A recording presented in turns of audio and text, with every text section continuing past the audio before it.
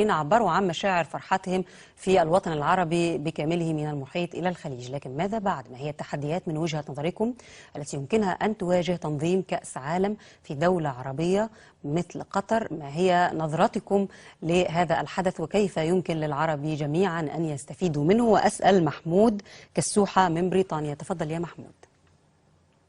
السلام عليكم. وعليكم السلام ورحمة الله وبركاته. الشكر الكبير إلى قناتكم على شكرا جزيلا. الذي يعطي المتصل التعبير عن رأيه بحرية وأدب. فأنا أتمنى منك أن تعطيني الحرية في إبداء رأيي. أنا كنت معي يا أختي؟ أسمعك، تفضل ست كالسوحة. فأنا أتمنى منك أن تعطيني الحرية كالعادة. أنا كنت ذلك عندما رأيت أمير قطر وكل العائلة وهم يرقصون، ففكرت أن قطر أصبحت الدولة السادسة في مجلس الأمن الدولي، وأصبحت بإمكان قطر استخدام حق الفيتو. والله أنا أتعجب من قناتكم القوية والمعروفة أن تصل إلى هذا المستوى. قد أصبحت الجزيرة قناة قطرية. طيب يا محمود، يعني على رسلك من حقك، طيب من حقك أن تعبر عن وجهة نظرك تماما، وأنا يعني قد يتفهم الكثيرون. تفضل. خليني أكمل. وجهة نظري حرية. تفضل.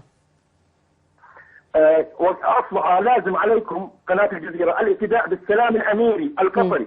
فقناتكم ليست حيادية، إنما هي تبث الفتنة بين الشعوب وحكامهم، والجزيرة هدفها الوحيد إظهار قطر. أنا أتساءل أين الشيخ القرضاوي؟ لماذا لم يتكلم عن؟ طيب يا محمود، هل تتوقع أنه لو كانت دولة عربية أخرى غير قطر هي التي فازت بتنظيم كأس العالم، هل تعتقد أن فرحة الشارع العربي كانت ستصبح أقل أو الاحتفاء الإعلامي بها كان سيكون أقل؟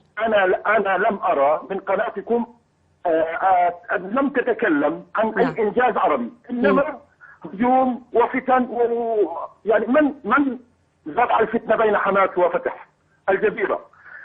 من كثير الجزيرة. والله لو كانت قناة الجزيرة هي المسؤولة عن كل الهزائم العربية. كلمة صغيرة. أنا أتساءل الشيخ الجليل القرضاوي يتكلم عن كل المواضيع، لماذا لم يتكلم عن بر الوالدين؟ أتعرفين لماذا؟ خوفا من أن يسيء لأمير قطر الذي نفى والده أخذ الحكم منه بقوة. طيب يا سيد كالسوحة، أنت أخذت المجال وعبرت عن وجهة نظرك. شكرا. تعلمين نقطة أخرى، من يدير قناة الجزيرة؟ المخابرات القطرية. وهذا معروف.